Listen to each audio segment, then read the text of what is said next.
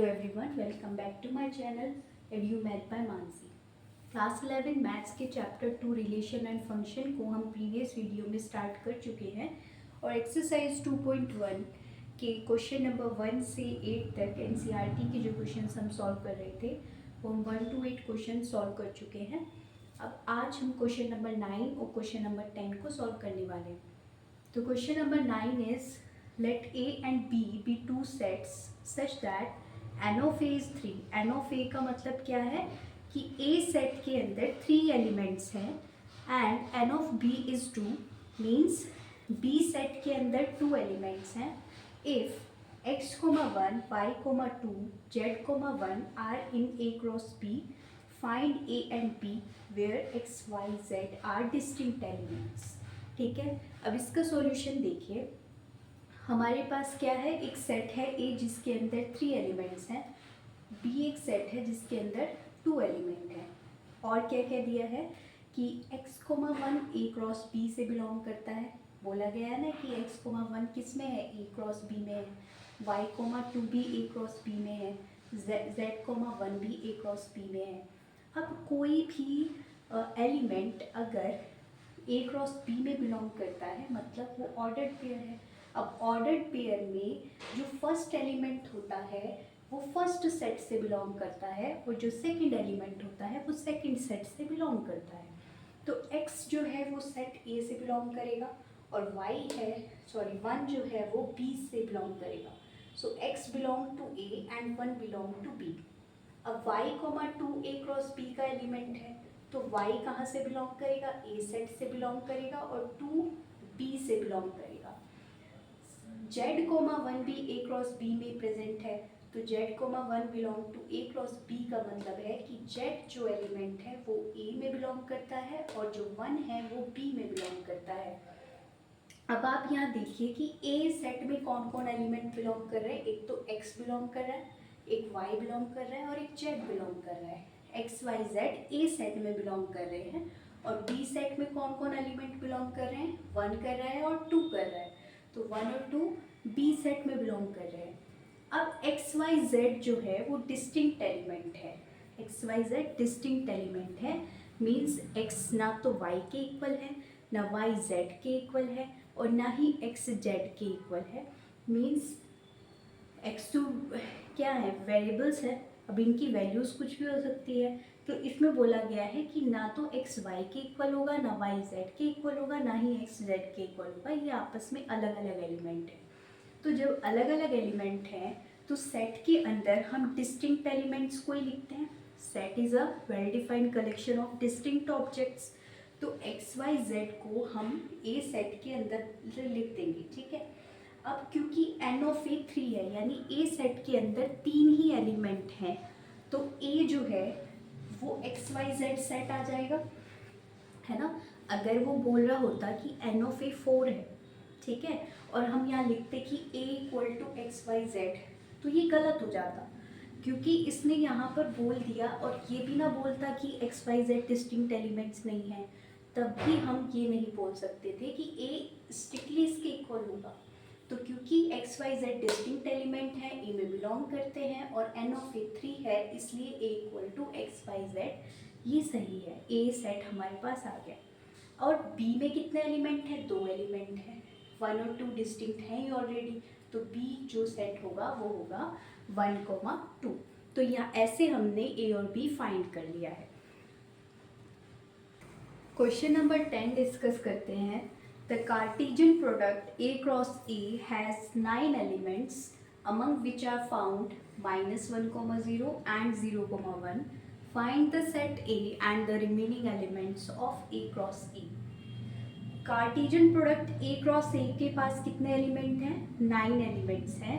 Means कि जो ए cross ए है, ए क्रॉस एक सेट होगा उसकी जो कार्डिनैलिटी है, कार्डिनैलिटी मीन्स उसमें कितने एलिमेंट्स हैं, n of A cross A 9 है।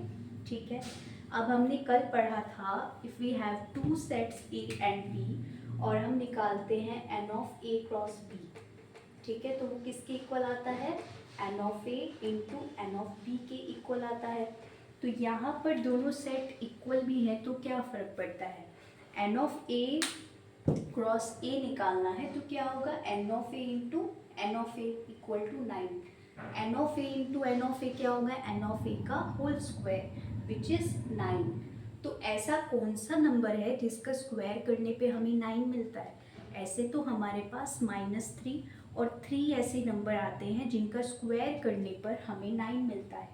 ठीक है, -3 स्क्वायर भी 9 होता है और 3 स्क्वायर भी 9 होता है। पर एन ऑफ ए क्या है, number of element. Number of element हमेशा पॉजिटिव होंगे ना, किसी के अंदर -1 एलिमेंट तो बिलोंग नहीं कर सकता, -2 एलिमेंट, मतलब कि नंबर ऑफ एलिमेंट किसी के अंदर नेगेटिव तो नहीं हो सकते। क्या हम बोल सकते हैं कि इस सेट के अंदर -3 एलिमेंट है? ऐसे तो नहीं बोल सकते ना। तो 3 हमेशा number of anything is considered as a positive number. So हमें पॉजिटिव नंबर लेना होगा, तो 3 square is 9, so n of A is 3। अब देखो क्या गिवन है हमें कि इन ए क्रॉस ए में जो एलिमेंट्स हैं उसमें से 2 एलिमेंट हमें दिए हुए हैं कि the Cartesian product A cross A has 9 elements among which are found -1, 0 and 0, 1। यानी उन जो भी ए क्रॉस ए के अंदर एलिमेंट हैं उसमें से 2 एलिमेंट आपको गिवन है, एक तो -1, 0 और एक 0, 1। ठीक है, ये 2 एलिमेंट आपको दे दिए हैं ए क्रॉस ए के, और बोल रहा है find the set A and the remaining elements of A cross A. A set आपको फाइंड करना है और जो ए क्रॉस ए के रिमेनिंग एलिमेंट हैं वो आपको फाइंड करने हैं।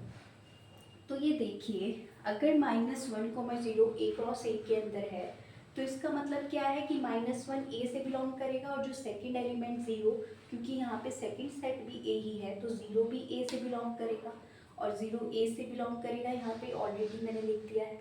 यहाँ पर 1 जो है कहाँ पे बिलोंग करेगा, ए में बिलोंग करेगा। तो यहाँ पर हमें क्या दिख रहा है कि ए में 3 एलिमेंट दिख रहे हैं, -1, 0, 1। और ए सेट की कार्डिनैलिटी भी 3 है, ए सेट के अंदर एलिमेंट भी 3 है, और हमने यहाँ पे दिखाया कि यहाँ पे 3 ही एलिमेंट यहाँ पे बिलोंग करते हुए दिखाई दिए। तो इसका मतलब हमें ए सेट मिल गया, क्योंकि यहाँ 3 ही एलिमेंट हैं और 3 एलिमेंट हमें बिलोंग करते हुए दिख रहे हैं, तो फिर वो 3 एलिमेंट ये ही तो हुए। तो यानी ए के अंदर 3 एलिमेंट है, -1, 0, 1। इनके अलावा कोई नहीं होंगे, क्योंकि हमें बोल दिया गया है कि ए की कार्डिनैलिटी कितनी है, 3 है। ठीक है, अब हमें क्या करना है, ए हमने निकाल दिया, एक आंसर आ गया है। हमें ए क्रॉस ए के जो और एलिमेंट्स हैं वो निकालने हैं।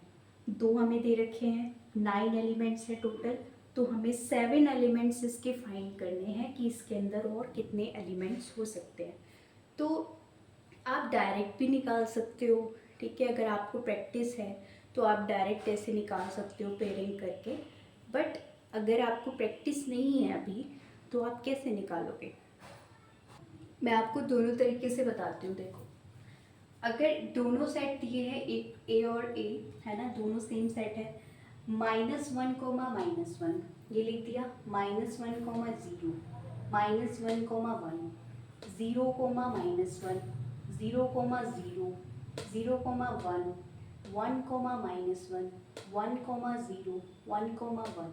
ऐसे अलग अलग इसका एक एलिमेंट लो और इसको इसके तीनों एलिमेंट से पेयर करके एक बार लिख दो, इसका एक एलिमेंट लो, इसके पेयरिंग करके लिख दो। ठीक है, अब देखो, अगर आपको एक भी एलिमेंट नहीं भूलना है तो आप ऐसे कर सकते हो, यहाँ पर लिखो ए सेट के जो फर्स्ट सेट है उसके एलिमेंट लिखो -1, 0, 1।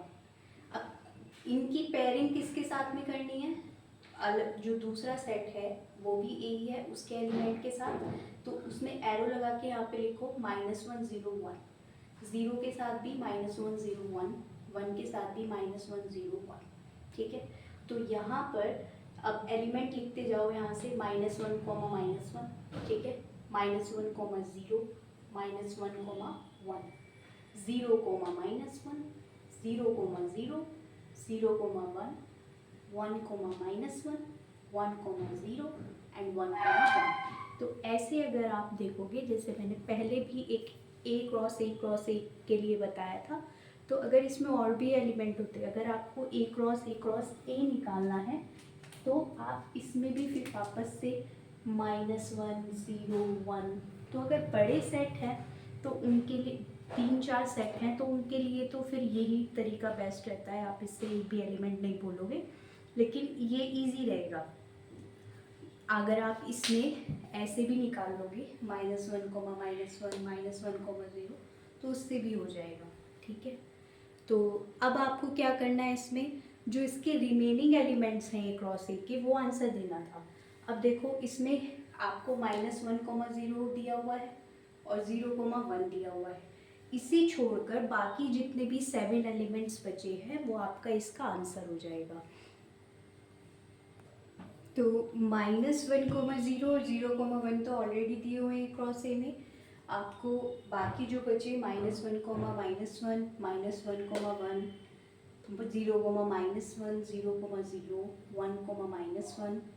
0, 1, 1, ये रिमेनिंग एलिमेंट्स होंगे ए क्रॉस ए के। तो ये क्वेश्चन नंबर 10 भी कंप्लीट हो चुका है। So exercise 2.1 is completed. Kindly subscribe this channel and share this video and like this video if you found it helpful. And thanks for watching. Keep learning, keep growing.